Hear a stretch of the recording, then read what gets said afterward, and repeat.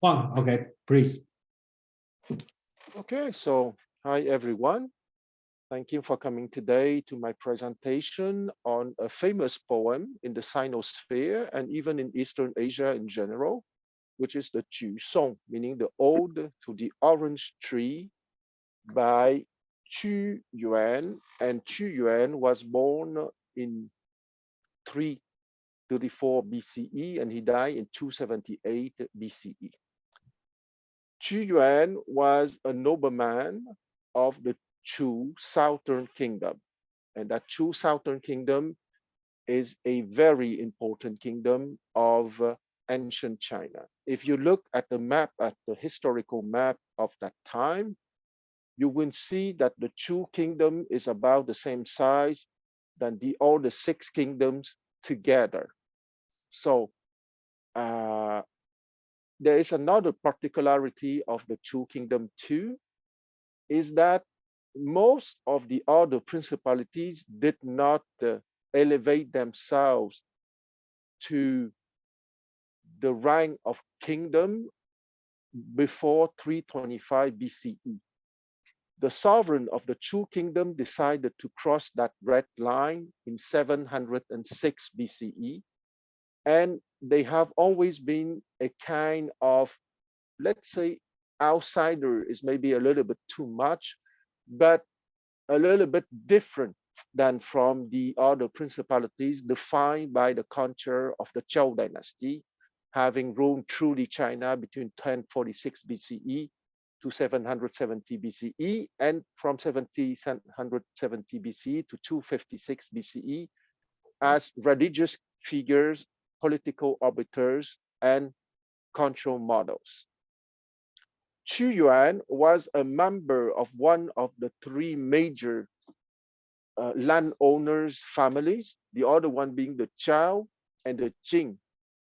What is special with that Chu Kingdom is that they have a very powerful oligarchy, meaning that the nobility is truly powerful, and the king, I would not that he is completely useless or powerless, but the king had to take into account much more of that nobility than the Qin principality, for example. Okay, in the Qin principality, the sovereign was really the ruler, and he had to take into account to a certain extent of his nobility, but not as much as in the Chu principality. And what is interesting is that Qu Yuan was a little bit different from the other aristocrats because he wanted the royal power to be increased so that the centralized power would be capable to contend with the Qin principality precisely. Because let's not forget that he died in 278 BCE because he decided to commit suicide. Why did he decide to commit suicide at 61 years old? It's because the Ying, Y-I-N-G, the capital city of his kingdom, has been conquered by the Qin principality precisely.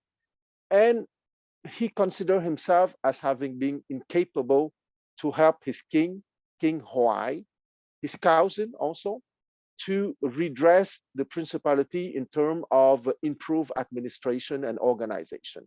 That King Huai ruled between 328 BCE to 298 BCE, and he has been kidnapped by the Qin principality precisely, and he lived the last 3 years of his life in the Qin principalities. And when the capital city of the Chu Kingdom has been conquered by the Qin principality in 278 BCE, it was the son of King Huai, King Qin Xiang, Qingxiang, who was ruling at the time. But the kingdom being so big, they did not collapse. They simply moved the capital further east, and they would keep on to 221 BCE, the year that would, well, in their case, to be precise, they would keep on to 223 BCE. And you all maybe remember that 221 BCE was the year that the Qin principalities would be the one reuniting all the Chinese land, creating the first Chinese empire. And important detail that I want to mention now before I forget, the dragon boat, the festival is celebrated in honor of Chu when he decided to commit suicide in 278 BCE. And I will do as last time. I will talk for about 3 to 5 minutes, and I will stop for a short period of question or comment if there's anything now.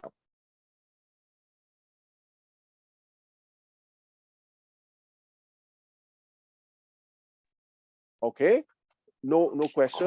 Quan, yes? I'm sorry, I missed why he committed suicide. I'm sorry.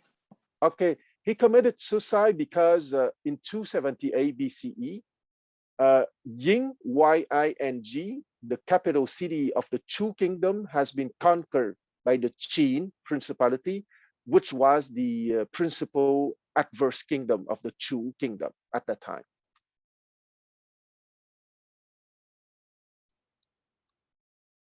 Okay, so, but they survived because their land is so big that they just moved the capital to the east, and they survived for another 2 generations till 221 or 23 BCE in the case of the Chu kingdom. Other questions or comments? If not, I would ask the participation of someone to read the translation by Hawks that you can see in the meetup page. Is someone willing to read that translation? Because I wouldn't propose a second translation, but it would be good to read that first translation. Okay, cool. Thank you, Joe.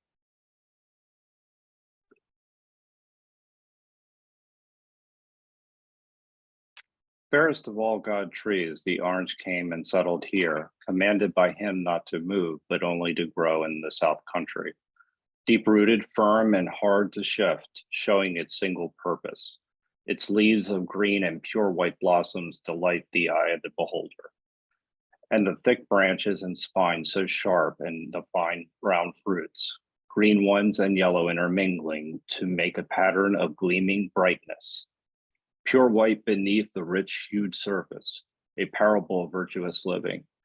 Its lusty growth to the gardener's art respondent, producing beauty without blemish. Oh, young resolution has something different from the rest. Alone and unmoving, standing, everyone admires you. Deep-rooted, hard to shift, peerless, alert to this world's way, holding ground, unyielding against the vulgar tide. Sealed heart, guarded with care, never falling into air. Holding nature free from bias, impartial even as heaven and earth are. Fading as you fade with passing years, and ever be your friend. Pure and apart and free from sin, strong in your path. You, young in years, fit to teach men. Your acts are like Guo Yi. You are my model. Okay, thank you, Joe. As you probably noticed, it's an allegory, okay? First, you have the first layer that it's simply the description of orange tree and its beauty, but it's also obvious that it's an allegory, meaning that an allegory is when you use physical or concrete things of nature to illustrate more abstract concepts in the psychological domains or in the philosophical domains, like in the allegory of the cave, for example. Before going further, Jason, can you show the map, the historical map that you prepare, please?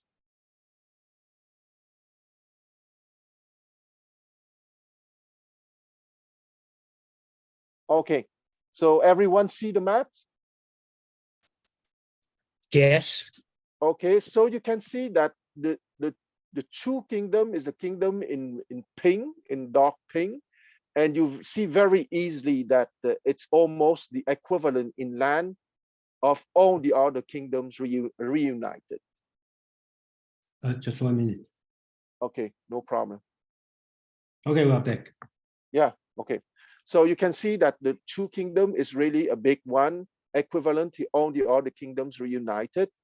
And I would say that at the China of that time is about 10% of the present day China, right?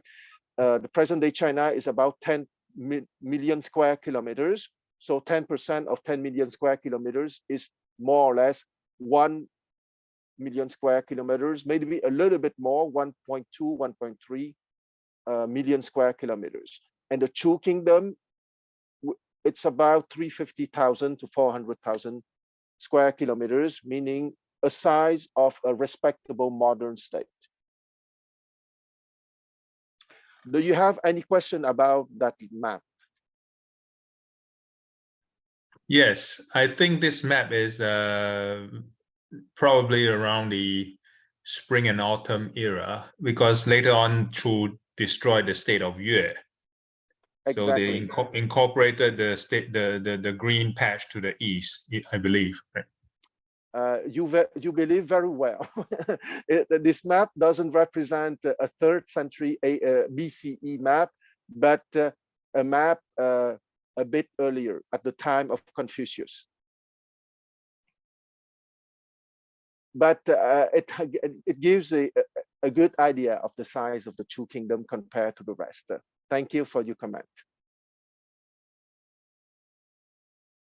And the kingdom of Yue has been destroyed, I think, in 333 BCE or around that time. So at the time of the Qu Yuan birth in 334 BCE. Yeah. So do you have? Oh, sorry, Jason. Yeah, I think that's my understanding. During that time when people talk about China or the middle ground, the basis is only in this area. Okay, they kind of treat the big kingdom on South Chu as the South country, and the Qin, okay, later on united the entire China as kind of like a lower culture, and the Yue and the Wu, that's the southeast side. They also talk, they are so-called Man, okay, that's the southern barbarian. So you can think at that time, you know, just like a Greek, right? The Athenian only see they are the highly cultured. The other place is not. Okay, so it's kind of like this. So I think that's the concept during that time. Yeah, I think at the time the Chu kingdom was referred to by the kingdoms in the Central Plains derogatively as the Southern Barbarians, the Nanman, if I'm not wrong. Yeah, you're not wrong, but I would say that it was a bit overbearing from the kingdom inspired by the Zhou dynasty, because you're perfectly right, but the Chu kingdom truly had its own original culture, which was very refined, of course. Yeah, I agree with Guang. I think that, well, when I say we, I said people like Confucius. That's use this example. The Chu and the Yue are both southern barbarian, but Chu is much more advanced. 2 reasons. First, they have their own culture already, very sophisticated culture already. When we go into the poetry, you probably will notice, well, we will talk about this. It has its own tone, its own style, so-called Chu Ci. And then this poetry probably also represent a well mix of northern culture and the southern culture. That means Qu Yuan, even he is considered from the southern country, he also have the Ru tradition on that. I'm not sure he know Confucius or not, but definitely he talk about Bo Yi. Okay, that's very deep, important Confucius teaching or Ru tradition. So that point poetry is very important because that one is number one, is created by Qu Yuan when he was very young, probably his first poetry, okay? And then it also represents a mixed culture of Northern culture and the Southern culture. Yeah, that's I like to share. Yes. Before I go to CK So, I would just want to take 1 minute to complete what Jason said. The reason why the sovereign of the Chu principality declared himself in 706 king, it's because the Zhou king gave him a very minor noble title. Okay, he named him only Viscount Zi, and he was not very happy with Zi because his land is so big. So he decided, to the hell with the Zhou dynasty.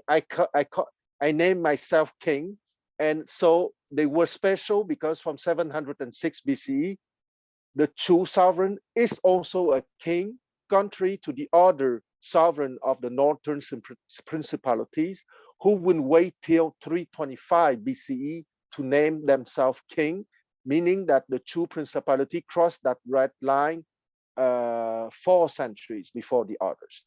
And now I go to CK So. What did you have as comment or as question? Yes, as just a comment, I didn't mean that Chu is less civilized when I say that they are southern barbarians. I'm just looking at it from the point of view of the states of the Central Plains, who always like to think that they are more refined and more civilized than the other parts of China. And for the state of Chu, I think if I am not completely senile, that it has a culture with the phoenix as a representation, as opposed to the Central Plains culture where they have the dragon as a representation of the tribe. I don't know if that is correct or not, but I think the phoenix plays some played some importance in the representation of in the minds or even in the ceremonies of the state of Chu. You're not senile at all, and you don't have to fear for Alzheimer because you're perfectly right. That's why I have a hoodie with a phoenix on me today in honor of the Chu kingdom. Okay, thank you for confirming that I'm not senile. I really appreciate it. Yeah, absolutely. I don't mind. That's very good. Yeah, so the phoenix is here for the Chu kingdom. So and you both, CK and Jason, are both very right, because that Chu kingdom had its own brilliant culture, and it was truly overbearing from the Zhou principalities to look down on them. But I would say it was a little bit their own fault, because they were impressed by the Zhou dynasty during their heydays. So they went to the Zhou court to ask for a title of nobility. So they were a little bit naive to think that because their land were big, that the Zhou king would necessarily grant them a high rank of nobility. So they decided to call themselves king in 706 because of that. That being said, are there other questions or comments? If not, I will go to keep on with my presentation. Okay, so if there is no other comment, Jason, can you make appear the page with the beginning of the Chu song, but with the Chinese characters plus the whole plus the pinyin, please? This one? Yes, absolutely. Thank you. So everyone see the characters and so on? Okay, perfect.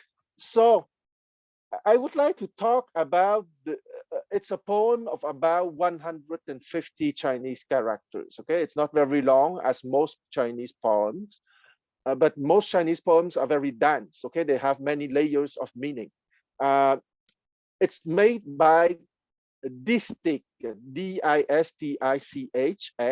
A distich is made by 8 Chinese characters, forming a unity. Okay, so if you look at that, Chu Song, of course, is the title of the poem, meaning ode to the orange tree. Okay, Chu, orange tree, and Song, ode.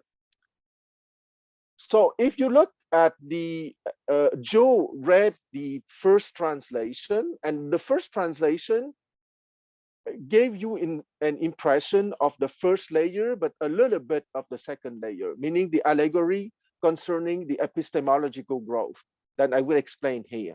Okay, so Hou Huang Jia Shu, it can be understood as, oh, behold that beautiful or that splendid tree.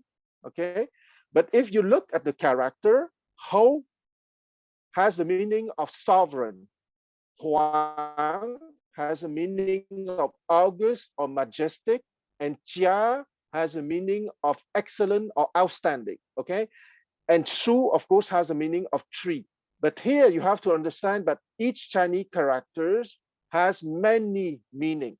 So you can have a meaning at the first level of description, oh, behold that beautiful tree. But you also have that meaning at a deeper layer of epistemological development. So here, Hou Huang Jia Shu can be also understood as, here begins the journey to your outstanding and majestic sovereign mind. So it's about the epistemological growth, and it's about the journey into developing a sovereign mind, okay, an autonomous mind, an independent mind. But I like to say sovereign mind, and Qu Yuan agrees with me because he used the word the sovereign for that epistemological journey. And the first character that you see, you have a square with a kind of X above the square, is Hou, okay, meaning sovereign. But I see Jason wanting to ask a question. No, I'm not asking a question. I'm going to have another interpretation on the first two words. Okay, so I think that the first word, hold, in a way means queen. So it also represents the female. So you can read as the earth. And then the second word, this one, Huang, that means the sovereign, the emperor. Okay, that's the heaven. So people say they can say Huang Tian Hou Tu, the emperor as the heaven, the queen as the earth. So this one also means that beautiful tree stand between the heaven and the earth. That's my interpretation. And I would say that it's a very interesting interpretation too, okay? So it shows that you have many, many layers in the Chinese character. And I would say that for each Chinese poems, if you make an effort, you can give quite easily 7 to 8 interpretations. And so Hou Huang Jia Shu, I would like also to add that Hou, Jason is perfectly right to say that Hou, nowadays, when you see Hou, you would think to queen or empress, okay, because Huang Hou. But in ancient times, Hou was also used for man, okay, in the sense of a sovereign in general, being that person being a man or woman. With time, Huang Hou, Huang is more for the queen or the empress, and Huang Di became more for the emperor or for the king. So it's the evolution in the language too. Okay, 橘徠服兮, magnificent orange tree. 受命不迁. Okay, 受命不迁 means you receive the mandate not to move. Okay, so it can be understood at that first level that the orange tree being in the southern state of Chu, there is no reason for that orange tree to move. So he received the order not to move. Shao means to receive. Ming means an order or a mandate. For example, Tian Ming, okay, the mandate of heaven, for example. Bu Qian, not to move. Here, we can interpret epistemologically as, I remind the epistemological interpretation of the first line. Here begins the journey to your sovereign mind.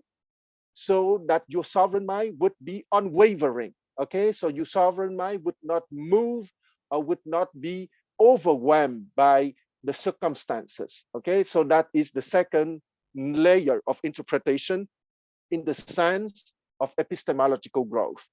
And the other one,生南国兮. 生南国兮meaning you were born in this southern kingdom or southern state. But here, epistemologically, I interpret it as, let's not forget that a southern state is more sunny than a northern state, okay? So 生南国兮 means that you are rooted in a southern state, meaning you are rooted near the sun. And for me, you are rooted near the sun means that you are rooted in the Son of the Absolute. The Son of the Absolute being the three timeless form of Yi Ren Tao, or in English, justice, beauty, goodness, truth. Okay, so it can be interpreted philosophically. Once again, the 16 characters that here begins your timeless journey into your epistemological growth, and you will be unwavering because you are deep rooted into the timeless form of Yi Ren Tao, or beauty, goodness, truth. And it's not so far-fetched to interpret it epistemologically, because if you read the rest of the poem, he will talk about the purity of the inside of the orange and so on, and about the fact that you can be entrusted with a job and that you can be admired. So it's not only the admiration for the fruit of the orange tree or the orange tree by itself, but it's an allegory of the mind of a gentleman, of the mind of someone having traveled the journey of epistemological growth. And the rest I can see. I will talk about the rest later on. I will stop here. If you have questions, I see that Mark already have a question, so go ahead, Mark. Thanks, Quan. It's really fascinating so far. I know the myth. I know of the myth of Fu Xi, the gourd children who were saved from the flood. Is there any connection between Fu Xi there in the myth and this Fu Xi concept? No, it's a coincidence, because Fu Xi, the legendary emperor that you are speaking of, and having lived about 5,000 years ago, it's not the same character. And the legendary figure Fu Xi, the meaning of Fu Xi, of the legendary figure, is the tamer of beast. Okay, the first Fu is beast, and Xi is the tamer of beast. And here the Fu Xi it's rather mean resplendent, and Xi is a expression used in poetry equivalent to oh in English. Okay, like oh beautiful tree, and that Xi means oh. So it's not the same than the other Fu Xi. Okay, it's Jason want to say something. Yeah, do you want to talk about Xi? Okay, I think Xi, if you notice this poetry, you probably will see all end with Xi, right? Exact. That's a very many X's. Everything end with Xi. Okay. Yes. Even in between, that's all Xi. Did you see that? Okay. I hope you see that. That's all Xi. Okay. And then I don't know Cantonese. I know Quang, you speak Cantonese. In the dialect, like Hakka or in the Hokkien, right, which I spoke, we still carry this kind of sound. Okay,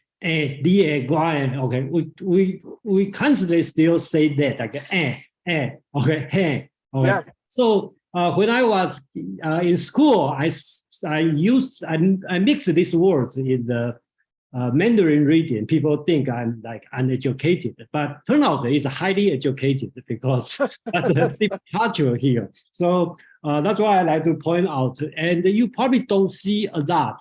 They had some in the Book of Old, okay, which is Confucius like to read. They have some, but not that much. But for the Southern Song, okay, there's a lot of Xi in that. So I think I or Quang, we probably need to make another presentation on the Book of Old and compare us the northern poetry, with the southern poetry. This one. Yes, and maybe another comment in link of that is that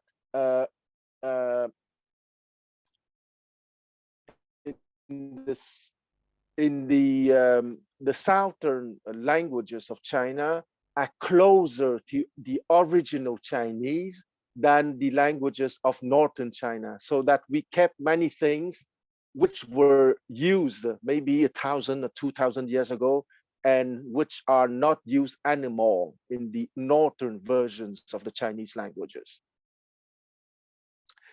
I see 2 hands up, but I don't see the name of the people who have their hands up. The CK and the Joe. Okay, so CK and Joe after. Okay, go ahead, CK. Yes, is this Xi, sort of particular to the southern regions of China? I think there are instances of it being used in the far north of China, like the state of Yan, in the case of Jinke, like 风萧萧兮易水寒，壮士一去兮不复还. And then during the Han Dynasty, I think Liu Bang has this 大风歌，大风起兮云飞扬. Yeah. And then the middle verse I forgot, and the last one is 安得猛士兮守四方. So is this the same tradition, or is the same? Yes. It is. Yes, it's the same C, and it's really equivalent to O. Okay, to make an exclamation mark in the articulation of a poem. But why did it disappear in later Chinese? Probably with the Tang Dynasty, because with the Tang Dynasty, they invented new forms, and it was perceived as an archaic form to say C. Okay. But is this form present in Cantonese today? Well, in translation of classical poetry, but we don't say it in ordinary conversation. If I want to say, I want to say how sek, how chu, how sek. I would not say how sek see. Okay, it would sound a bit ridiculous nowadays. Yeah, but I mean, Jason, this is a question to you. But in Hokkien or Fujianese or Taiwanese, I don't think it exists either. But do you have a different opinion? Yeah, I think it exists in some spoke. For example, No. we'd like to put a speaker Hokkien. You like to put for example, I call you Quang, like to Quang, or we like to call some people's name. Let's say his common first name is Jian, right? Like we call Gen.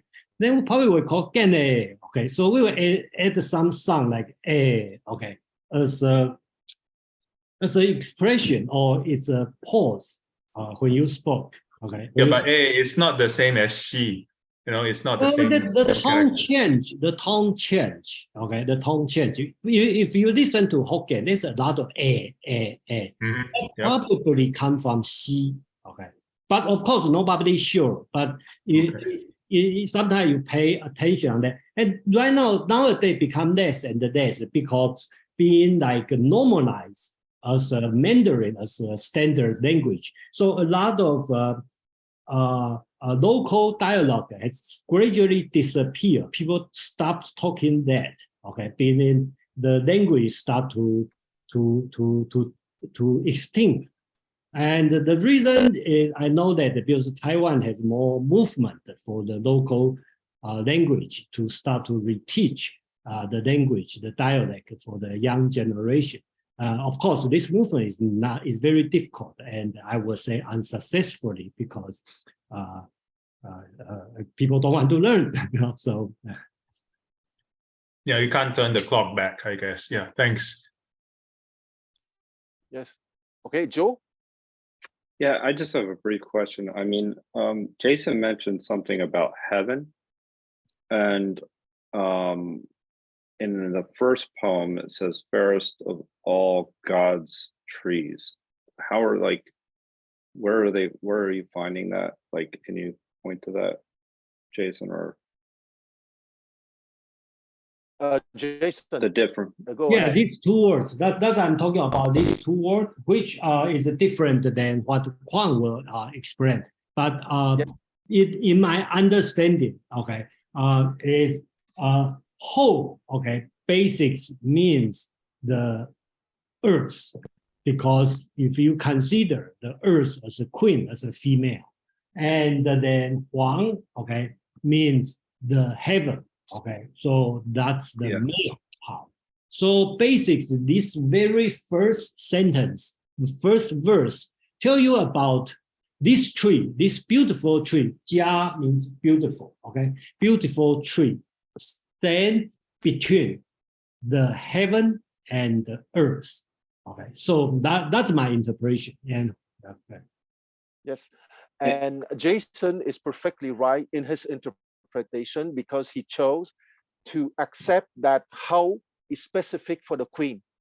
And why I differ here is that how, if you go back in ancient times, how means sovereign, and it could be a female sovereign or a male sovereign.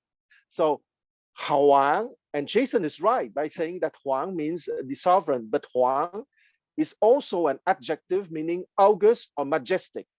And Jia, Jason is perfectly saying that it means beautiful, but I'm right to saying that it means outstanding. Okay, so and Shu means tree. So he's right and I'm right. And here is precisely the fun of the poem. We want to show to you that one Chinese poem has many layers of interpretation, because most of the time, one Chinese characters has maybe 5 to 10 explanations. That's fascinating. Thank you. yeah, that's why like that.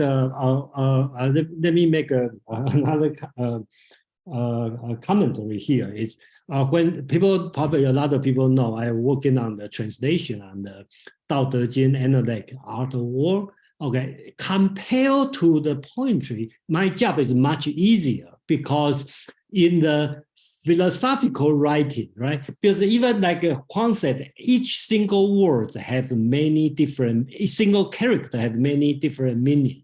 So when you put together, you kind of can figure out what's the meaning if it's a philosophical writing, okay? Because you have the theme, and if you talk about art of war, you talk about Huang, you will know it's a sovereign. It will not be the mystical heaven, something like this. So it has no problem. But to the poetry, that become extremely, extremely difficult, because when Huang talk about want to present this one, I try to find a good English translation, and then I say, come on, only like how many words? Let me work myself. So I find out it's difficult, because each single character has many meanings, and then it's not like a philosophical writing. You can say, okay, that's the purpose of his writing. Then let me figure out, make it logically sound. But this one is not, because poetry has no logic here. So that's the difficult part. Yeah. Mark, do you have a question or comment? Yeah, quick question. Since I'm trying to pronounce his name, Qu Yuan. Qu Yuan is like, yeah, imagine CHU, okay, because the Pinyin pronunciation is not very user-friendly for English-speaking person. Qu Yuan. Okay, Qu Yuan was very respectful of the King Huao of Chu. Yes. Is it possible? Yes. Is it possible that King Huai is the orange blossom tree? Well, Qu Yuan would have hoped that King Huai could be that orange tree, but sadly, he was not capable to truly incarnate that ideal. And I would say that it's not only King Huai, it's the allegory for all gentlemen, okay, for all, let's say, potential gentlemen, because here we are speaking of a potential epistemological growth offered to everyone, ideally speaking.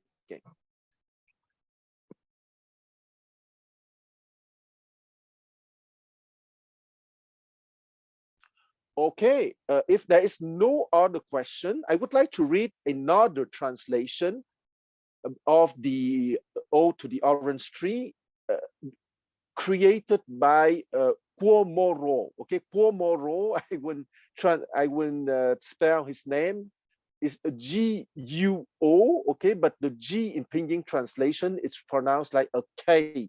So for an English-speaking person, imagine K-U-O, Guo Moruo, M-O-R-U-O, is his given name.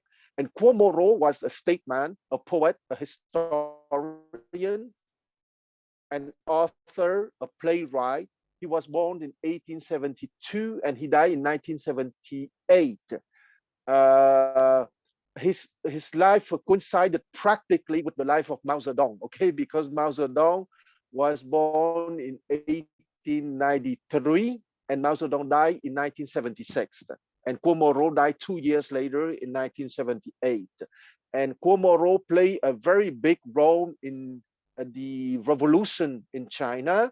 And after 1949, meaning after the founding of the People's Republic of China, he played a major political and cultural role within the Chinese state.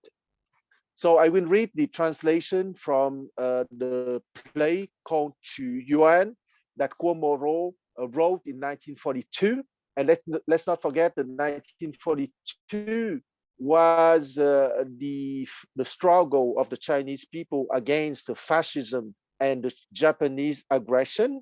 So that play was intended to excite it, to invigorate the energy of the Chinese people in the midst of the war.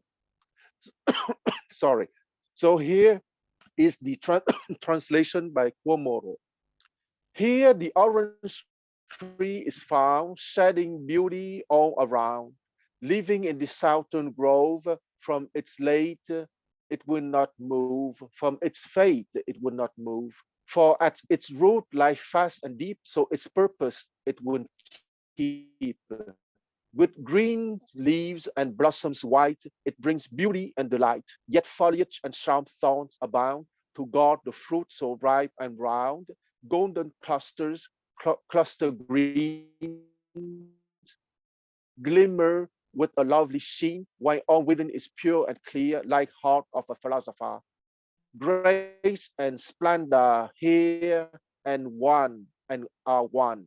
Beauty all and blemish none.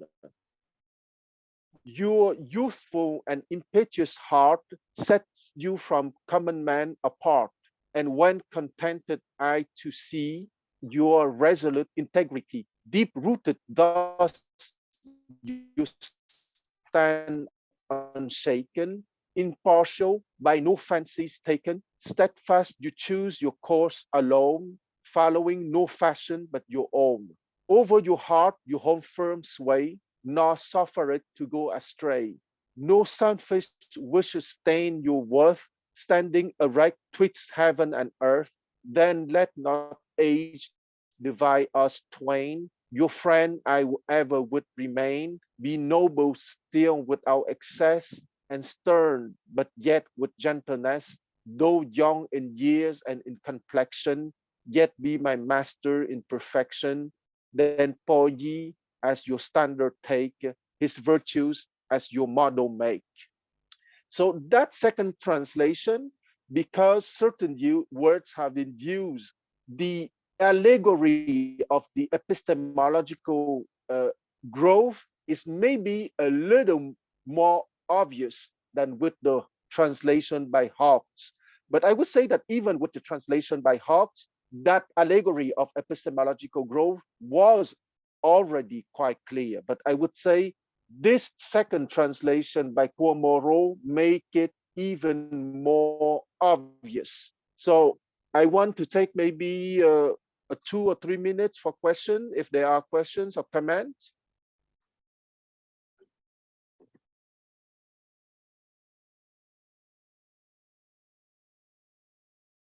Okay, if there are no questions or comments, Jason, can you show the page with the paragraph 2.4 by Confucius from the Analects, please?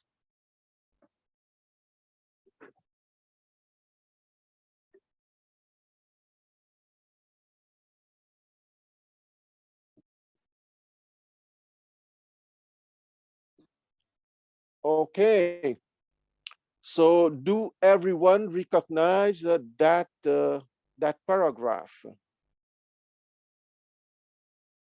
Okay, can I have a volunteer to read that, please?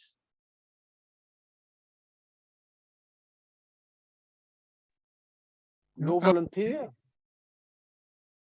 I'll read it. Okay, cool. The master said, "When I was 15, I set my heart on learning. At 30, I took my stand.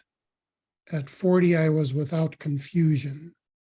At 50, I knew the command of Tian. At 60, I heard it with a compliant ear. At 70, I follow the desires of my heart and do not overstep the bounds." Excellent. I would like some of your spontaneous comments on that, please. Okay, CK, so go ahead. I think the translation is terrible. Okay. Okay, so if the translation is terrible, you have the challenge to give spontaneously your own translation. Yeah. Well, I think the first phrase is okay. I set my heart on learning is okay. At 30, Okay. I took my stand. That is bollocks. It's should be at 30, I established myself. Okay, cool. I Yeah. think your translation is better.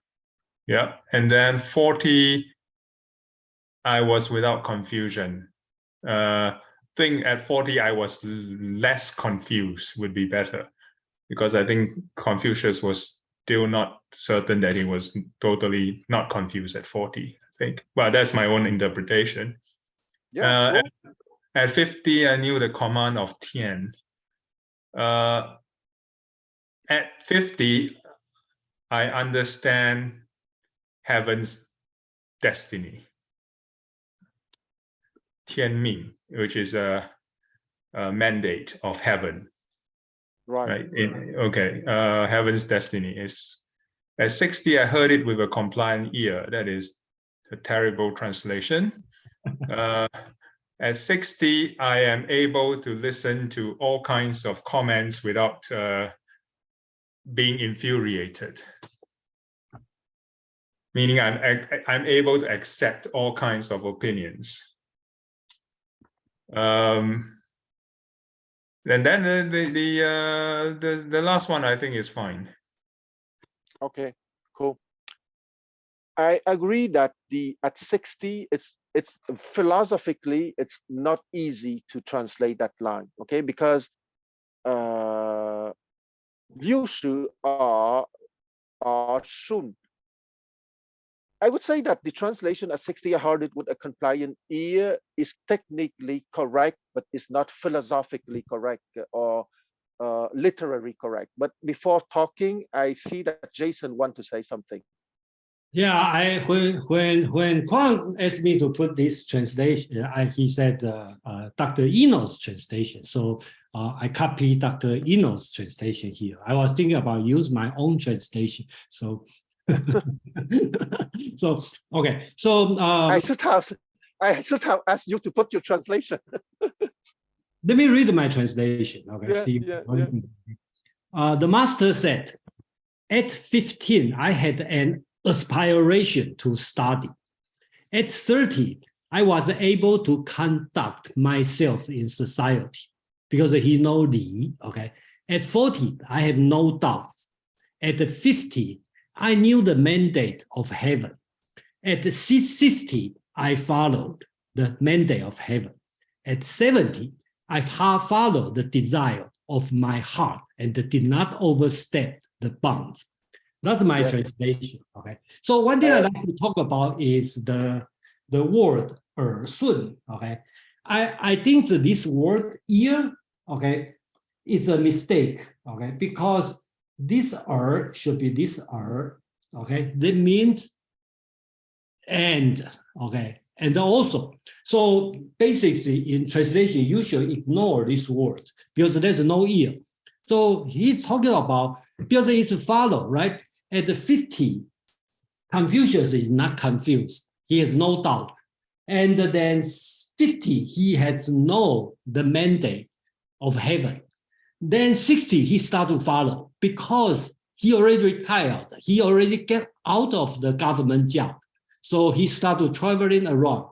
So, and then he coming back. So that's the time makes sense. You know, he feel like I should follow, I should know what's I should follow the mandate of heaven. Then 70, he died at 72 or 73. So he feel like, you know, right now I can do, you know, whatever I want to do and without overstep the bound. Now that's my interpretation, you know.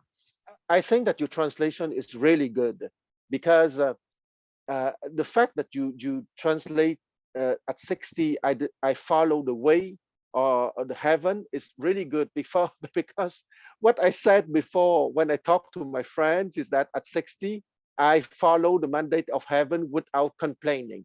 But without complaining is not as elegant as simply to write, I follow the mandate of heaven. I think it's a good translation, really good translation. I saw Fei Wu hands 2 minutes ago, but did you remove your hands or no? You don't want to have a comment or a question? Oh no, I didn't raise my hand. Okay, so maybe you remove it. That's okay. Okay, do you have other question before I go to keep on this 2.4 that on this paragraph 2.4?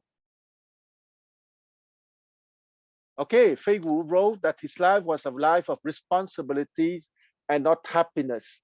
And maybe here I'm willing to open that discussion because it's related to the poem. Okay, is a life of happiness means that there is no responsibility, or are responsibilities something that would prevent happiness? I don't know if it's in the group. There are people who would be interested in that question. It's an open question. Okay, CK. I think to talk about Confucius, whether he had a happy life, I think his life was not unhappy. It was probably unfulfilled in the sense that he didn't get to fulfill what he wanted to do, to be an official of the state, to establish to restore what he then knew as China to the former position of the Zhou dynasty. But he had a good sense of humor. Confucius was a very humorous man. He wasn't always stiff and had an upper lip like most people want him to believe that he was. He was also a well-trained warrior in the sense that he knew the arts of war. He knew how to use a bow and arrow. So I wouldn't think that he was completely unhappy. I think he had his moments like all of us do, whereby you get a little depressed from time to time. But I think he does have a good sense of humor. In the English way, he wasn't that unlike the English. He was quite humorous. Yeah. Since I am apologist for Confucianism, I tend to think like CK, but it's debatable, of course, because I think that happiness is not necessarily something that you can run after. It's only a consequence if you have a meaningful life. And I would say that the question of happiness in human life is the question of what is the fulfillment or what is the meaning for you. But I stop here because I see that Jason wants to say something. Yeah, I'd like to continue what CK talked about the happiness. I kind of agree on CK on the confusion, because the last one, the last sentence, he talked about at 70, I follow my desire of my heart and do not overstep my bounds. So he kind of relaxed to reach a situation. And if I'm not going to recite, but on the very first book 1, chapter 1, he talked about his life, right? He talked about how he has constantly studied, and he studied and the chance to practice is happy. And a lot of people follow me, I'm happy. Even now, nobody know I'm capable, but that's the way of Jun's. So that's Confucius' attitude. Even he is a failed politician, he want to promote his idea. He failed, all fail. It's a failure in today's standard. He's a failure, but he know what he's doing. Just like Socrates, like get flies and bother everybody and wake everybody up. And on the last year he died, and then he know great. Okay, so I see Confucius is a happy person, a strong, happy, meaningful person. And I think that people kind of look at Confucius or Confucianism as a lot of responsibility, far away from happy. I know a lot of people disagree, but being by one of his youngest disciple, Zheng. Okay, so if you compare these paragraphs to the, I think it's book 7, that's all about Zheng. He wrote, before he died, he said, fearing and trembling, right? Because he wanted his disciple to check, his body is intact, he didn't violate any virtual rule, okay? And then he feel like his life is fearing and trembling. He like walking on the border of the deep abyss. So he's carefully live his life until he died. He feel like, I didn't make mistake. So I think that Zheng only represent one narrow interpretation of Confucianism. But unfortunately, Chinese for 1,000 years prefer this interpretation. I think it's because government want people live like Zheng. So people will be easy to trembling, trembling and fearful. Okay, we have Joe, and after we have Jess Matai, I think so, if I pronounce correctly. So Joe. Yeah, when I read this last line, I mean, in particular, it kind of, his, desires are in line with what would be considered a noble person. And that's meaningful in the sense that you have a certain degree of peace then that you're achieving, because no longer you desire the right things, and it's you're no longer struggling because that you're at peace with your virtue, you're desiring virtue, and you're at peace with yourself, and so that you're living a life without struggle. That's the way I read the last line, so that there is a happiness that has been achieved. That's the way I read. Okay, I see the hand of Jesse Mantai. Do you want to say something? I just wanted to ask what Confucius or maybe the Chinese think about profit, just in general. Maybe Jason, do you want to answer to that question? I don't know what Chinese think about. There's no one average Chinese, but I'm very happy to answer what Confucius is thinking about profit. I think that's one. I think he is deontologist. He is not utilitarian. Okay, so he talked about Ren, and he's not used. He tried to convince people talking about the Ren, that's considered as a general virtue. He tried to tell people that's the right way to do. He didn't say doing this will benefit you will make you much better, will make our country strong. No, he didn't say that. He just said, do this, do this, do this. He didn't say, do this in order to, have a happy life, in order to make America great again, something like this. He didn't say that. He only stick on the virtue itself. That's my opinion. Okay, cool. Now I would like to go to the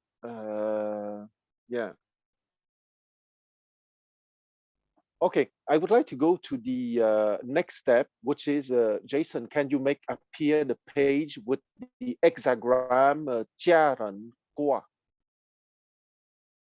That's the one, 家人卦, right? Yeah, exactly. Yeah. Oh, the reason I pick 家人卦 is according to the Song scholar, he make the a calendar. Each year have one Gua, and this year is this Gua. That's why I picked this one. Okay, cool. Okay, so here you have a representation of an hexagram. You have the bottom line being the first line, as most of you already know.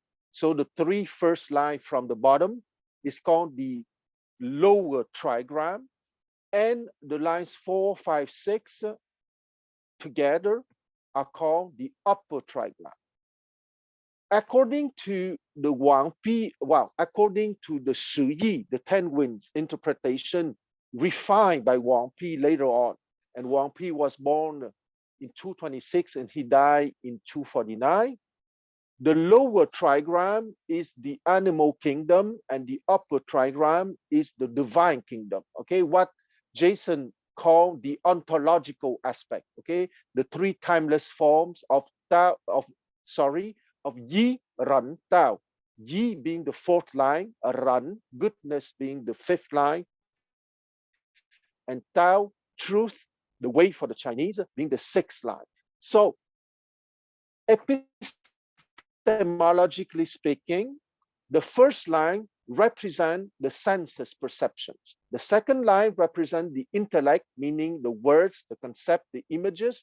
And the third line represents the psyche or the heart. The psyche is also called the heart or the heart mind. And once again, I repeat, the fifth line is Yi or beauty or justice. The fifth line is Ran or goodness. And the sixth line is Tao or truth. So according to that image, the epistemological journey as proposed by the Confucian school can be symbolized by those lines, and the poem by Qu Yuan is a poetic representation of that progression from 1 to 6, and is also said philosophically by the paragraph 2.4 that we just read, the translation by Eno, and that Jason offered a better translation, especially for the line at 60 years old, that translated by I follow the mandate of heaven, which I think is an excellent translation. So the first line then is, when I was 15, I set my heart on learning. And the second line, at 30, I established myself in society, as CK said. The third line is at 40, I was with less confusion. At the fourth line, at 50, I knew the command or the mandate of heaven. So the mandate of heaven is becoming at the timeless form. At 60, I'm capable to follow that mandate of heaven, run. And at 70, I follow the desire of my heart and do not overstep the bound, is the sixth line, meaning that I can act spontaneously without overstepping on the natural laws or on the universal laws. And that is truly an excellent graphic summary of the epistemological development as proposed by the Confucian school. And I would like to read some 2-3 pages of the play written by Guo Moruo precisely on Qu Yuan. Okay, it's a conversation between Qu Yuan and one of his students, Song Yu. So it explains what is the epistemological journey in simple language. And I will read it now. Okay, so his students just said that I took the dog for a run outside. Okay, and Qu Yuan answer, that's very good. It is a very good thing for young people to form the habit of rising early and to take exercise from time to time. I have written a poem for you. Let us go and sit in the pavilion. And he read the poem, and I read you the translation 10 minutes ago. And the students say, wow, you wrote the poem for me. And Qu Yuan answered, yes, I wrote it for you. And the student Song Yu answer, how can I be worthy of such praise? And Qu Yuan answer, I hope you can. Look at the orange trees. What an excellent lesson they teach. They are not in the least proud, nor timid, nor careless, nor stooping. Yes, they like the sun, but they are not afraid of the frost and snow. Their leaves are as brilliant as emerald. The hotter the sun, the better pleased they are. But however bitter the frost and snow, they show no anxiety. At the proper season, they blossom, and their flowers are exquisitely fragrant and snow white.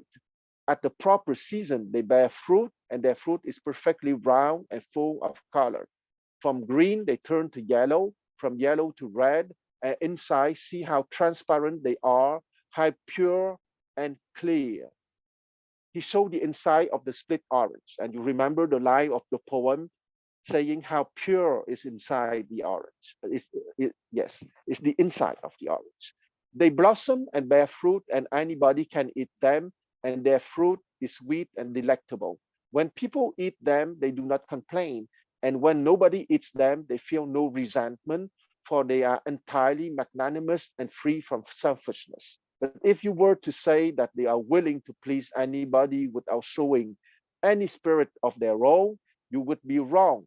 They are not like that. Look at the trees. Are they not full of thorns? They will not allow you to interfere with them as you please. They grow in the south here, and they love the south. Thus, it is no easy matter to move them. What an independent and unyielding spirit this shows. Don't you think it sets a good example for us? Yes, after your explanation, I feel I have received a very good lesson. Don't you mean that if even a tree can be like this, surely we human beings can be the same? Indeed, we can. So Qu Yuan answered, yes, you have grasped my meaning. You are an intelligent lad. For although you are still young, you have chosen the right study and you work hard. So although some scatterbrained people try to tempt you to join them in mischief, you are rarely willing to go with them. This makes me very pleased. So I hope you will be able to be like this orange tree, independent, impartial, stern, and unyielding. You must be humble, free from vain desire, unyielding and unaffected by popular tendencies. You must show more determination and cherish a pure, upright, and unselfish heart. Then you can avoid great faults and take your stand as a true man between heaven and earth.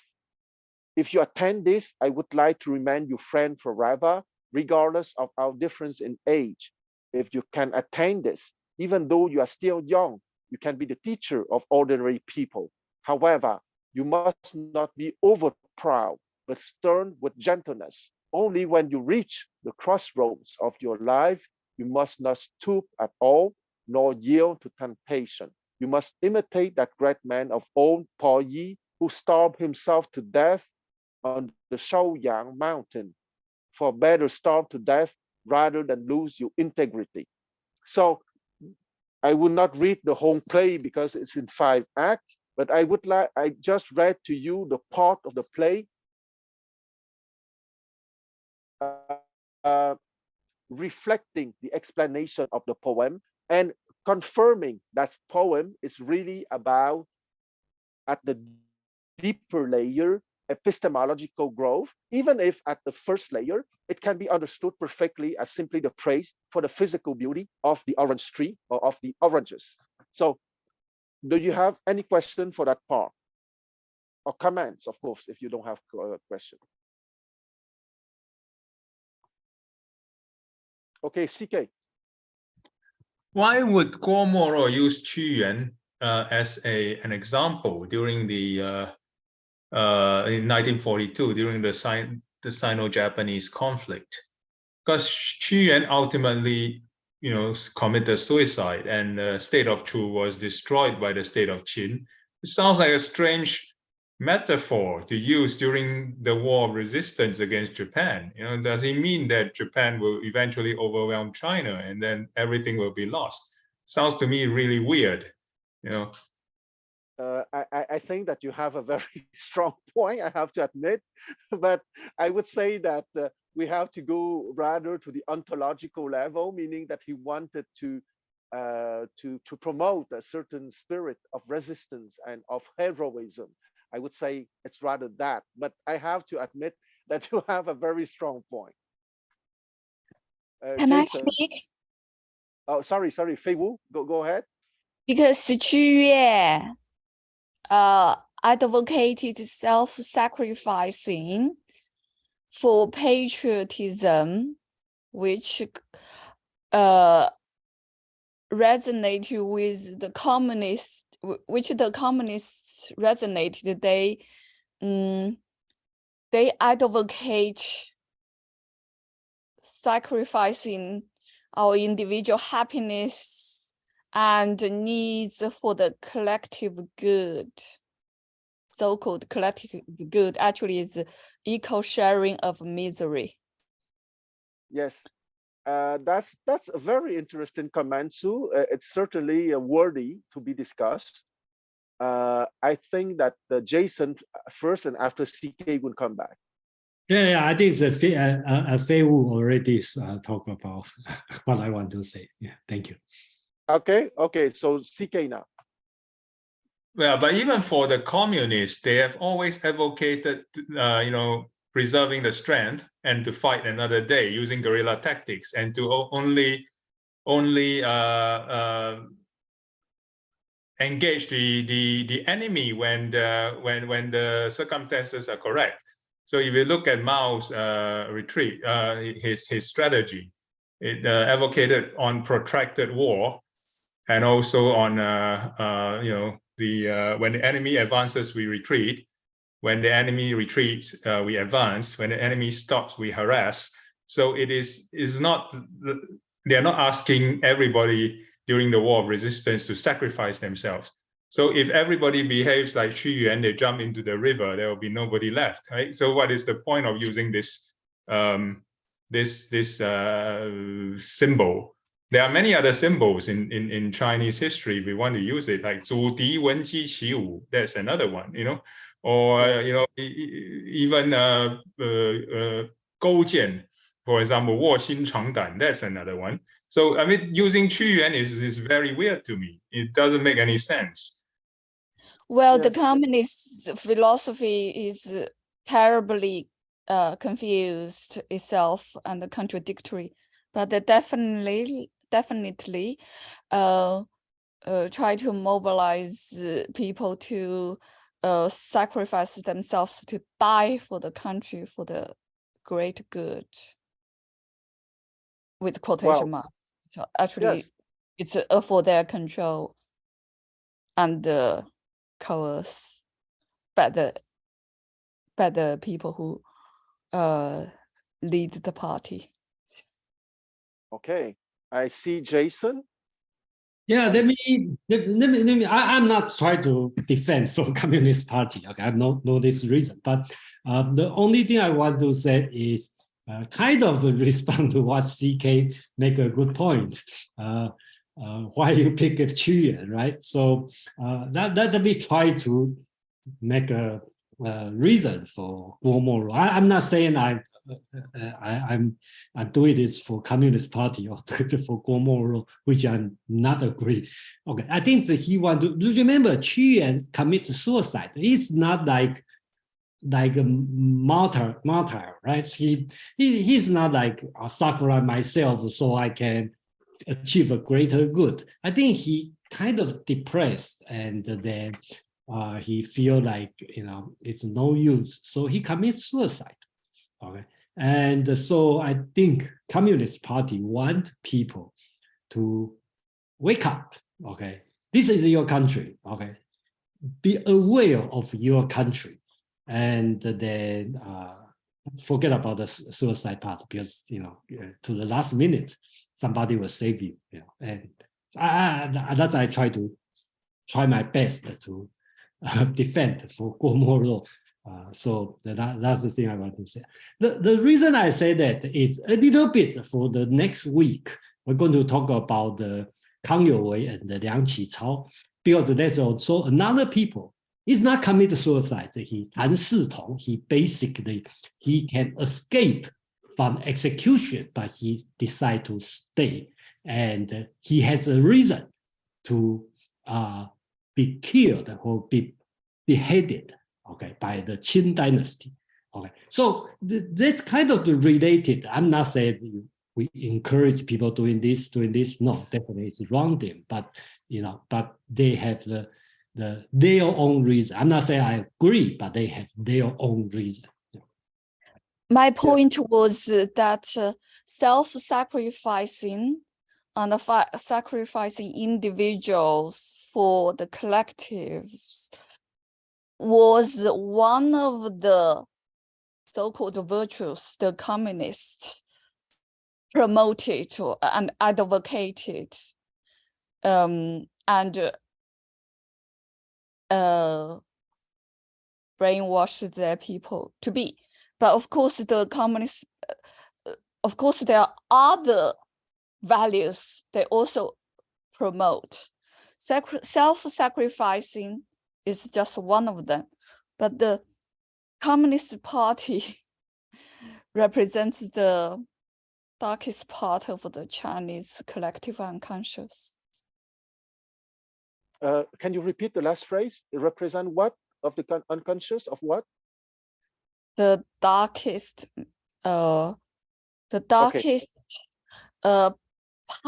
psyche of Chinese collective unconscious.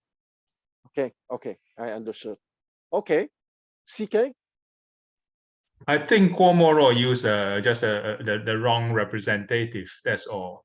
I don't think it's he may have wanted to inspire the people to resist using the past, but I think he chose the wrong person.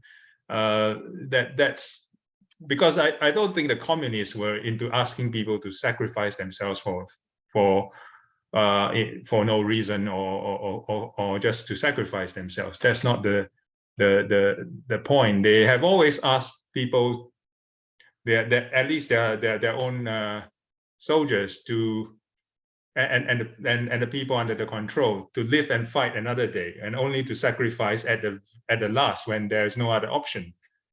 So it's not a matter of asking everybody to kill themselves or to expel the enemy. I think the communists, I'm not trying to whitewash what they did, but they were not that draconian in terms of wanting everybody to just sacrifice themselves. I don't think that's the case. The main thing wasn't about suicide, it was about loyalty to the state, to where they came from. Like the orange trees, stay where they were and not move to different parts of the world, something like that. Basically, it's loyalty. It's very, absolute loyalty to the collective, to the state machine. As it's in line with the Confucius values. It's about control. Because I learned first eight verses of Analects. Basically, the reason they compiled those verses was very obvious to me, to try to establish a structure or the authority It's all, that's- for example, it's all about what children need to do for the parents. It's all about serving parents. Well, it talks very little about what parents who bring children to this world without consenting them first need to do for the children, and what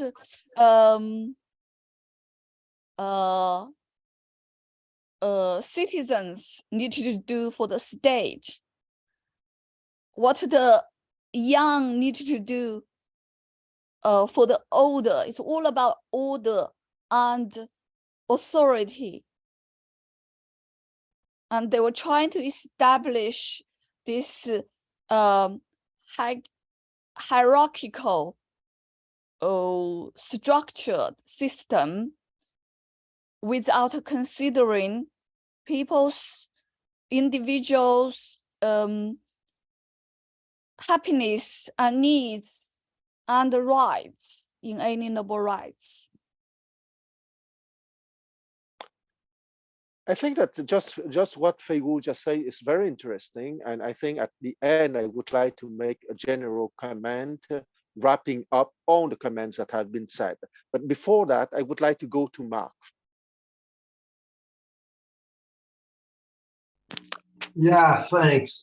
So I'm at a pretty big disadvantage in this discussion because although I've studied a fair amount of Chinese history, I'm certainly not as knowledgeable as most of the people speaking here about Chinese. But since this poem was written in 1942, and my impression is at the time, the communists only controlled small areas in northern China and were still trying to overthrow the Kuomintang and the Republic of China. Although a lot of the comments that Fei Wu, I think, made make a lot of sense to me in general. In the context of the time when the poem was written, the emphasis on the loyalty to the state specifically seems a little misplaced. It seems more like it would be like more a nationalist, like loyalty to China in opposition to not just the Japanese, but of course, prior to the Japanese invasion, there were all the foreign concessions, the British and the French and the Germans and everybody else. So I think my impression from my knowledge of Chinese history is at that period, the idea of forging a Chinese kind of national consciousness or national identity in order to expel foreigners, not just the Japanese, but all the colonialists who had come to China since the first Opium War, was probably the paramount concern. And then the state formation issue and the loyalty and stuff, it seems to me like that probably comes more later after the communists have gained control. So I'd like to hear anybody's comments on that. And also I'm curious, I know Jason is from Taiwan and grew up in Taiwan, but I don't know about Fei Lu and Chuan Le. I'd be interested to hear like if either of you is from the mainland or Taiwan, or what your knowledge of this issue is from your own personal experience. Thank you. Yeah. My name is Quan. I understand why you pronounce Chuan, because in Pinyin it would be Chuan, but it's Quan. It's in Pinyin it's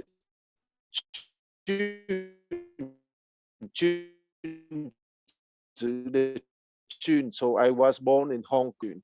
So I would say that I have what is clear for me is that it's a question of national sovereignty. So I have a proclivity to interpret that play by Qu Yuan like a call to reestablish the national sovereignty. Let's not forget that Qu Yuan was a symbol of patriotism, a strong symbol of patriotism and of epistemological development, meaning of a gentleman. Of course, I think that CK comments were quite amusing and quite right too. He was not a successful patriot. However, can we say that Confucius was a successful politician? He was not a successful political man either, but he still is an absolute model for epistemological development. So I don't want to elaborate too much, but it's clear for me that Qu Yuan chose the exemplar in Qu Yuan because he is the absolute symbol of a patriot. And in 1940, from 1937, and certainly in 1942, it was a moment of the struggle for to re-establish national sovereignty. And just a small detail, even if the play has been promoted a lot during the war, the play has been published before the war. But anyway, during all the first half of the 20th century in China, calling for a restoration of national sovereignty was certainly at the center of the political life of all the Chinese who were interested to restore precisely that national sovereignty. I think it's the 6th time that I say national sovereignty. So I stop here. I will let Jason give his comment. Yeah, since people ask Mark talk about this question. So first, I'd like to make it clear is personally, I don't believe the place you grow will determine who you are. So that's why people know me better will know I refuse to answer how does the Chinese think about this, how does the Taiwanese think about there's no one Taiwanese think this way or average. It's just like people ask me, how does American think about Trump? Well, my right neighbor like Trump, my left neighbor hate him. So how can I say America too? So everything I think just represent oneself. So back to Quan's reading on this one, and then I believe Quan will be totally disagree with me because I read totally different, okay, than what he read. Because I'm not nationalism. I hate national sovereignty. So I'm strong individualism. So when I read this one, I like it, not because patriotic, not because nationalism, not because this. I read it as individual. So if you read the very first one, right? If you say the orange tree, nature, nurtured by nature, right? So what's the tree? I think tree is me, that's myself, okay? That's how I read it, okay? I'm Qu Yuan, I'm individual.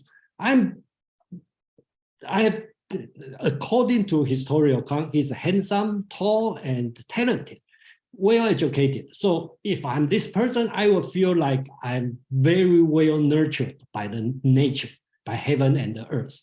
So that's what I want to do. I want work for government. I think I should do this, I should do this, I should do this, right? Here's my tongue, here's my praise, okay? I love the praise, not necessarily nation, because that's the thing I like. I'm not going to move around. That's my will. So eventually I cannot do it. I will choose to die than survive humbly or without dignity to live a comfortable life. So he chose to die. So that's the way I read it. So I know a lot of people doesn't like this way of reading. I know government will hate me read this one, okay, but that's the way I read it. And I think everyone can have your own interpretation. That's why I think everyone should express what you think, based on the text. Yes, exactly. But I would like to say also that I agree with Jason, and Jason, you might be surprised that I agree with you because I present this poem at 3 levels. The level of personal epistemological development, of personal epistemological growth, as explained by the paragraph 2.4 of the Analects, and as explained by the symbol of the hexagram on the lower trigram and the upper trigram. And I think that's the core essential of the poem, meaning the personal epistemological growth. And at the second level, as what you can do with your epistemological growth precisely, okay? Exactly what you said. The first, you have to be a sovereign mind, a sovereign person first. And from that platform, if you want, or that basis of being a sovereign mind, a sovereign person, you will decide what you can do for yourself, for your family, for the state, and for the world. Okay, if you go back to the Chongyou, Xiu Sheng. Okay, so the first layer or the first dimension of that poem is Su Sheng, cultivate yourself. Go along your personal development, your personal epistemological development. So you are a sovereign person, a sovereign mind. And from that basis, because without that basis, the next steps are not possible anyway. The next step would be, can you put order in your family if you wish so, if you have a family? The next step would be, do you assist in the governance of the state if you wish so, because you have traveled that epistemological journey, giving you the capabilities and the skills to do so? And the third step, if you are among the most outstanding gentlemen of your generation, or gentlewomen, of course, you would bring peace to the world with your endeavor, because you have a sovereign mind and you have achieved your epistemological development. So I think that we need to keep in mind that this poem has the personal epistemological development growth layer, which is truly foundational. And if there's only one thing to remember, it's that first layer. But from that, do you want to do something for your family? Do you want to do something for the state in which you live? And do you want, and are you capable to do something for the world? So there are those 4 layers that you have to remember. And let's not forget, once again, I repeat, because it's something basic in classical Chinese culture, the hexagram with the lower trigram and the upper trigram symbolize the development of the mind towards the sovereign mind precisely.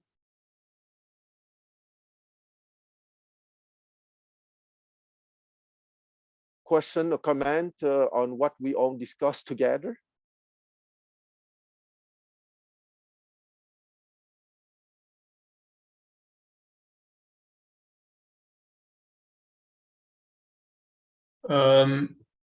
How well known is this poem around the vicinity of East Asia?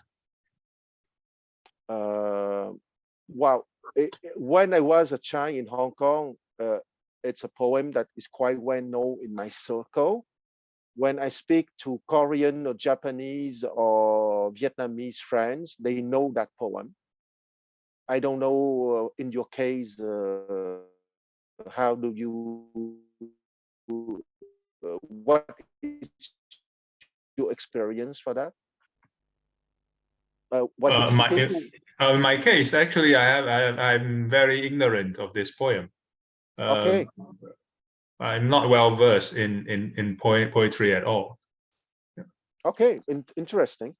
So, so I'm very surprised. You say in your circle, people know this poem?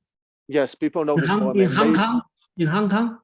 Yes, in Hong Kong. They even know. Probably you in Hong Kong probably put this as a standard text or something, right? Maybe, but I have to say that I was born in a scholarly family. Okay, so my cousins, my friends, they are all more or less born in scholarly families. So the Chu Ci or the Jiang are part of the stuff that they learn at home anyway.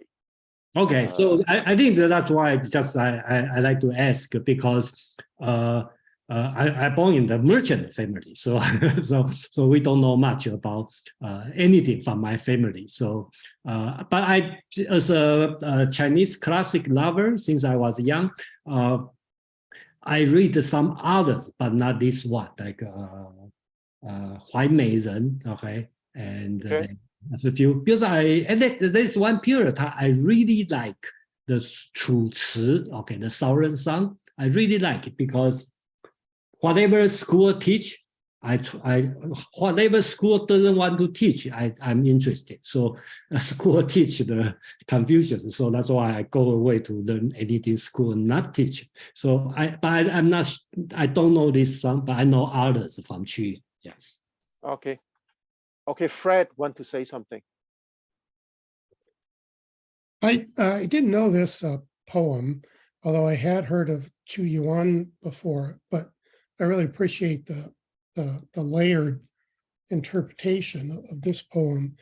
I had read from Qu Yuan his Lament for Ying, which Yes. he wrote when he was fleeing Ying along with the citizens. That is, I'd highly recommend that. That is really an incredible poem. It really resonates, I think, with what is happening today in different parts of the world. I mean, this poem could have been written today in Ukraine or 5 years ago in Syria. It really is an effective poem about the uprooting from your lifetime dwelling by an invading army. Yes, very right. Okay, Fred, have you finished? Yes, Okay, thank you. so let's go to Mark. Yeah, thanks, Quan Lo. I want to apologize for mispronouncing your name. I appreciate that correction and the no explanation problem. about the difference between the opinion. And I guess maybe you're using like Wade Giles or something to spell your name. I'm not sure, but I know there can be a lot of confusion about that. Also, I wanted to clarify a little bit and apologize actually to Jason and anybody else who felt like it was an inappropriate question about where somebody grew up. So I agree that people in any country, there's lots of different diverse viewpoints, from left, right, center to whatever. That would be true in China or Taiwan or the United States or any place else. So I agree with that, and I agree that a person isn't determined by where they grow up. I just wanted to clarify that, but I also find that like what's typical, like say of an American leftist or an American rightist, is not exactly the same of what's typical, say, of a Brazilian leftist or a Brazilian rightist. So I do think that where somebody comes from does affect their perspective, but it doesn't necessarily determine it. But I can understand why people could feel like offended by that question. So I want to apologize for asking it if it seemed insensitive. I was just curious because people have very different perspectives based on their own experience and things, and a person's relationship, particularly to the communist movement in China. Like if you been personally influenced by it one way or another, I could see could have a pretty significant impact on somebody. And so because that was coming up relative to the poem, that's why I was interested in it. And I also wanted to say, just in general, maybe this is too early to say this, but Quan Lo, I'm super impressed by your leadership in this discussion. You're just like super open to like hearing what different people have to say and making sure everybody gets an opportunity to speak. And I'm very impressed by that. And it's also really nice to have several native Chinese speakers here with their own interpretations of the poem and can express the different perspectives. It really helps me understand like the depth and complexity of the Chinese language and the poetry. So that's it. Thank you. Yeah, thank you for your comment, Mark. And it gave me the occasion to make a little speech on the hexagram. Okay. Because your question on the origin of people, I think, is a legit question because it reflects precisely the complex interactions between the lower trigram and the upper trigram. What do I mean by that? The lower trigram is the animal kingdom. Okay, we are all born somewhere within a certain family with a given education. Okay. It's the first three lines, okay? The sense of perception, the intellect, words, concept, images, and the psyche, the heart. So as human beings, we cannot escape the fact that we were born somewhere, that we got a certain education, that we got certain friends, certain families, etc.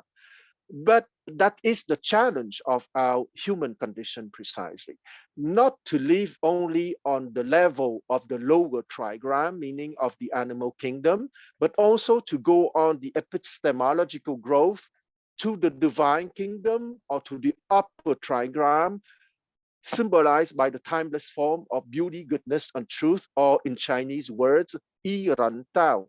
The fourth, fifth, and sixth line are symbolically 50 years old, 60 years old, and 70 years old, according to the paragraph 2.4 of the Analects by Confucius. So, nothing wrong of being an animal born somewhere, and human animal, of course, but that is our privilege and our glory to add the upper trigram, to add the timeless form of beauty, goodness, and truth, or of Tao Ren Yi, of Yi Ren Tao, if I go from 4, 5 to 6.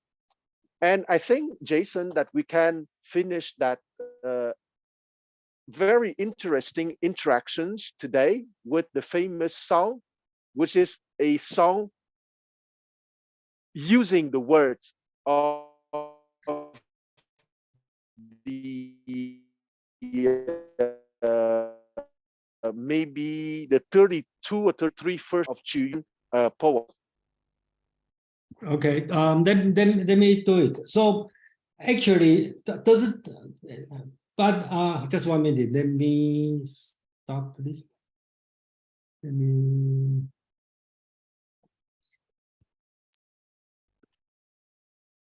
Yeah, it starts at 133, if I remember. Yeah, let me bring that one. Just 1 minute. Okay, so I'm here. I'm going. That's a Chinese soap opera. Okay.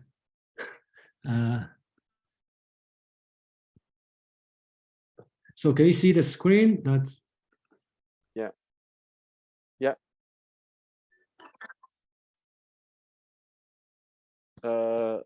I don't hear anything though. You don't hear anything? Yeah, I don't know for the other. Yeah. You have to hit share sound. Yeah,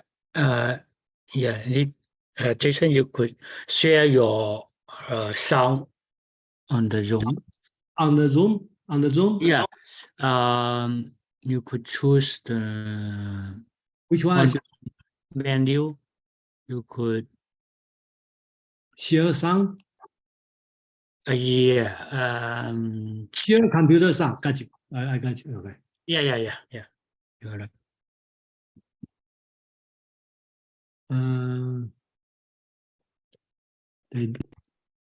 They need my password.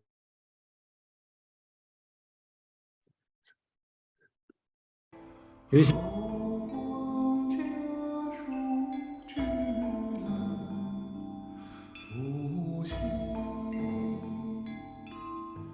受命不迁，生南国兮，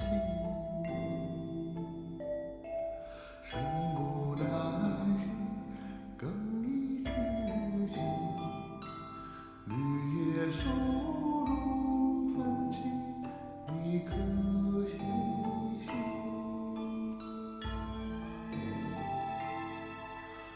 后皇嘉树橘徠服兮，受命不迁，生南国兮，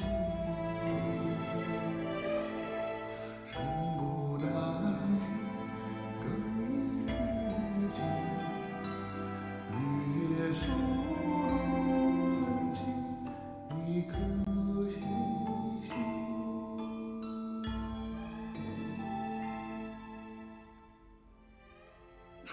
Okay, we can start. Okay, so it's a modern interpretation of the 33 first characters of the poem. And you have a scene at the royal court, and the guy laughing at the end is King Huai of Chu, having ruled the Chu kingdom between 328 BCE to 299 BCE. And the guy in white that you see at the beginning is the actor impersonating Qu Yuan.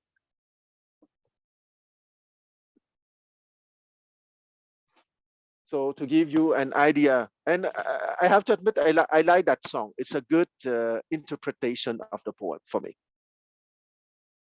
So thank you for having come today. I don't know if you have comments or questions. If not, it's the end of my presentation of the poem. Okay, I see CK and another hand. So CK?